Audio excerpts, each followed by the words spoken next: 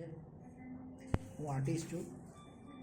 મેં 1975થી 2025 એટલે કે 50 વર્ષ જે કંઈ કામ કર્યું છે એ અમદાવાદની ગુફામાં આજે ડિસ્પ્લે કરવાનો પ્રયત્ન કર્યો છે. વોટર કલરથી માંડીને ઓઇલ પેન્ટ, એક્રેલિક કલર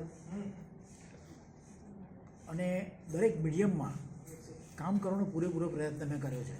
પહેલાં તો ઓઇલ પેન્ટમાં કામ કરી હતું, એના પછી એક્રેલિક, પડદા, બેનર, સાઇનબોર્ડ એ બધામાં કામ કરીને ધીમે ધીમે અંદરથી જીગર ખોલવા માંડી અને મેં કામ કરવાનો પૂરેપૂરો પ્રયત્ન કર્યો છે. જેટલું મોટું કામ થઈ શકે કે એમાં આપણે પહોંચીએ નહીં પણ કામ પૂરેપૂરું થઈ શકે એવું મેં પ્રયત્ન પૂરેપૂરો કર્યો છે.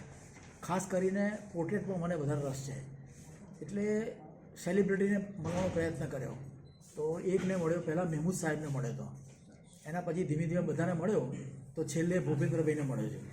પોલિટિશિયન, કલાકાર અને સાધુ સંત એ બધાના લગભગ મારી પાસે 200 જેવા સ્કેચમાં ઓટોગ્રાફ છે. દલાઈ લામાની પણ છે અને રવિશંકરની પણ છે. એટલે બધાની ઓટોગ્રાફ મેં કલેક્ટ કરેલી છે. ખાસ કરીને અમિતાભ બચ્ચન, નરેન્દ્ર મોદી એ બધાને મળવાનો પ્રયત્ન કરીને એમને બહુ સારી રીતે રિસ્પોન્સ આપીને મને સહી પણ કરી આપી હતી. આજના એક્ઝિબિશનમાં કેટલા તમે તમારા પીસ ડિસ્પ્લે માટે મૂક્યા છે? આ એક્ઝિબિશનમાં લગભગ 70 જેવા પેઇન્ટિંગ છે. એમાં પેપર વર્ક પણ છે, કેનવાસ વર્ક છે, હાર્ડબોર્ડ ઉપર કરેલું છે અને ટ્રેસિંગ પેપર એક જેવું માધ્યમ આવે છે, બીજો પેપર આવે છે કાર્ટ્રીજ પેપર, એના પર મેં કામ કરેલું છે. અને વેરિએશન બહુ છે.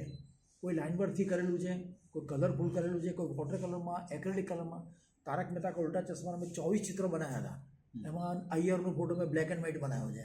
બીજા બધા મેં ધીમે ધીમે વોટર કલર છે, એક્રેલિક કલર છે અને કેનવાસ ઉપર મને કરેલા છે. જેઠાલાલનો કેનવાસ ઉપર કરેલો છે. કેનવાસ ઉપર કામ કરવું થોડું કઠિન લાગે, આગળ મિક્સિંગ નથી થતું, કારણ કે એક્રેલિક કલર તરત સુકાઈ જાય. ત્યારે ઓઇલમાં કેવું હતું કે મિક્સિંગ તમે આજે જે કામ કર્યું ને તો તમે કાલ પણ કામ કરી શકો. તમે લિન્સીડ ઓઇલ વપરાતું હતું. લિન્સીડ ઓઇલના કારણે છે ને એ એમનું એમ જ રહે, ધીમે તમે ખાલી મિક્સિંગ કરતાં બહુ સરસ છે. તો અમિતાભ બચ્ચનનો મેં ચહેરો જે બનાવ્યો છે ને એ પૂરેપૂરો મિક્સિંગ કરવાનો પ્રયત્ન કર્યો છે અને આરામથી બનાવ્યો છે. એક આ લેન્ડસ્કેપ છે, મેં લગભગ 17 દિવસ થયા હતા. અમેરિકાનો કેરી પાર્ક છે, હું જ્યાં ગયો હતો. તો મારા સનને મેં કીધું મને બહુ ગમે છે આમ આખો વ્યૂ, તો એને ફોટો પાડીને આપજે. તો પછી ઘરે જઈને મેં એને એનલાર્જ કર્યો નાનો, પછી એમાં ડ્રોઈંગ કરીને એના લગભગ 17 દિવસમાં દિવાલ છે, ઝાડ છે, એક પર્સપેક્ટિવ પકડવાનો પૂરેપૂરો મેં પ્રયત્ન કર્યો છે. કોઈ પણ એક પેઇન્ટિંગ બનાવો તમે તો એમાં કેટલો સમય જતો હોય છે ડિપેન્ડિંગ અપોન ધ? આમાં કેવું છે કે દાખલા તરીકે હું પોર્ટ્રેટ બનાવતો હોઉં તો પહેલાં તો નહોતું આવડતું તો 2-3 દિવસ થતા હતા. અત્યારે 5-6 કલાકમાં હું કરી નાખું છું, કારણ કે એનાટોમીનો પૂરેપૂરો મને અભ્યાસ છે કે આની આંખ આવી હોય, આનું નાક આવ્યું હોય અને આનું શેડ આવો હોય એ મને પૂરો ખબર છે. એટલે મને ઓછો સમય લાગે છે. પહેલાં મને 100% 2-3 દિવસ લાગતા હતા, છૂટી જાય. પહેલાં છે ને રંગીન પેપર આવતા હતા, એમાં રબરનો ઉપયોગ નહોતો થતો. એટલે તમે જે બી લાઈન કરો ને ફાઇનલ રબ ના થાય એનાથી. એટલે તમે જે ચાયા માર્કિંગ પેન્સિલ આવતી હતી એનાથી અમે લોકો પહેલાં કામ કરતા હતા. જેમ કે વિનોદ ખન્નાનો મેં કરેલો છે ફ્લોરેસન્ટ પેપર ઉપર, આ બધું છે લાસ્ટમાં. તો એનામાં છે ને ખાલી શેડિંગ આપો ને તે પરફેક્ટ જ થવા જોઈએ, ભૂસાય નહીં તમારાથી. એટલે એમાં બહુ વારી ગયેલી કામ, એટલે તમારે ત્યાં જ ધીરજની કસોટી થઈ જાય કે તમારું ધીરજથી તમે કામ કરી શકો છો. તમે પેન્સિલથી પણ કર્યું છે, સ્કેચ પણ કર્યું છે, ઓઇલ પેઇન્ટથી પણ કામ કર્યું છે, અલગ અલગ મટીરિયલ અને અલગ અલગ મીડિયમ ઉપર કામ કરેલું છે. તમને તમારું પ્રભુત્વ કયા મીડિયમ ઉપર છે અને તમને કયા મીડિયમ ઉપર? હા, મને 2 વસ્તુ બહુ ગમે. એક તો ઓઇલ પેન્ટ અને એક્રેલિક કલર બહુ જ ગમે મને. એક્રેલિકમાં અત્યારે પણ હું મિક્સિંગ કરી શકું છું, કારણ કે મને ખબર છે કે આ રીતે મિક્સિંગ થશે, કારણ કે ઓઇલ પેન્ટમાં બહુ જ કામ કરેલું છે. એટલે મને ખબર છે કે મિક્સિંગની તો જે સ્ટાઇલ છે એ જ રહેવાની છે, પણ તમારે જલ્દી કરવું પડે, બસ એટલું જ હોય, આનાથી વધારે કશું ના હોય. તમે તમારા પેઇન્ટિંગ્સને પબ્લિકને વેચો છો ખરા? હા, વેચું છું. હા, તો એ કોઈ પણ પેઇન્ટિંગ? હા, મારા 20 પેઇન્ટિંગ છે એ ફિજીમાં ગયા છે, ફિજી ટાપુ ઉપર. અમારે એક ફ્રેન્ડ આવેલા ઘરે અને એમને બધા જોયા તો મને કે આ મને 20 પેઇન્ટિંગ આપી દો. તો ફ્રેમ ખોલીને મેં કેનવાસ ઉપર લઈ ગયા હતા. તો 20 પેઇન્ટિંગ મેં આપ્યા છે, અમને ખરીદ્યા હતા અમને.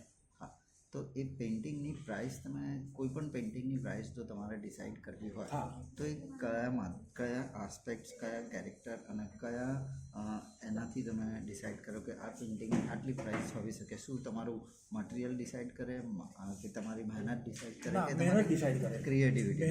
મહેનત પહેલી ડિસાઇડ કરે, પછી ક્રિએટિવિટી. તમારી કેટલી મહેનત થાય છે પેઇન્ટિંગના અંદર.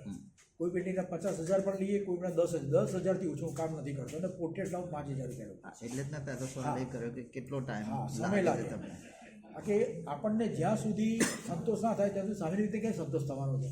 એટલે અમે એવું નક્કી જ કરીએ છીએ કે એ મહેનત ઉપર જ જાય બધું. તમે પેઇન્ટિંગ કોકને આપો તો એ સામેવાળાને જોઈ શકો ખરા કે આ મારી પેઇન્ટિંગની ખરી કિંમત કરશે કે એને સાચવશે કે કેવી અમારા રીતે? સાહેબ આવે, એક મિનિટ.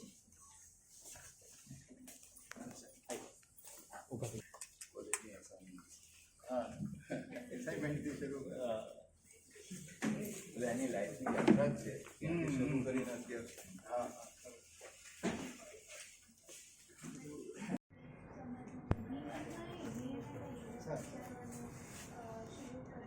હા, ભગવાનના ચિત્રો ખાસ.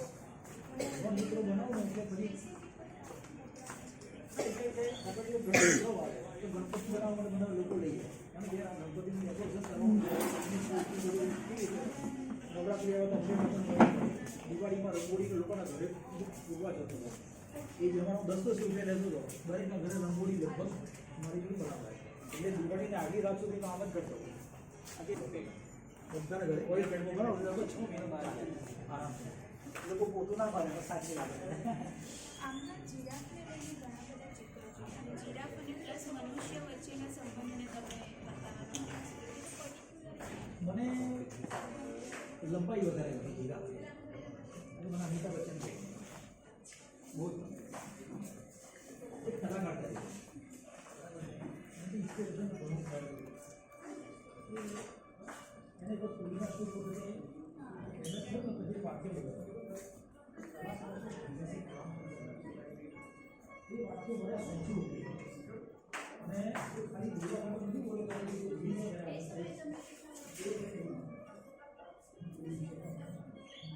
મને અભિષાની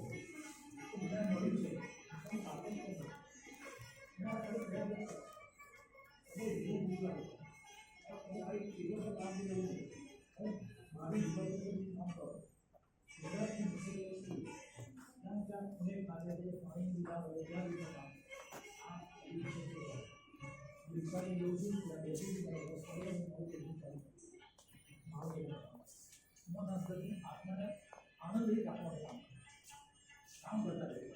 હારી નહીં જવાનું કે યાર આપણે દૂર ક્યાં જવાનું હોય. એવા 4 રસ્તા બનેલા આવી રીતે કે તમારે આમ જાઓ તો ખબર જ ના નિશાની જ ના હોય કે ગામડું આવા એવા આવે. અને એ બેઠું કીધું તો દૂર જવું કે એ બધી ઉભા રહી જાય કોઈ પૂછે કે આ ગામડું ક્યાં આવ્યું. મેપ પૂરો થઈ જાય, ગૂગલમાં મેપ પૂરો થઈ જાય. એટલે એ બહુ તકલીફ. એટલે આમાં છે ને કે એવું નહીં વિચારવાનું કે બધું આપણને સરળ થાય. કામ કરતા જ રહેવાનું, તકલીફ પડવાની. અને બધા છે ને આપણે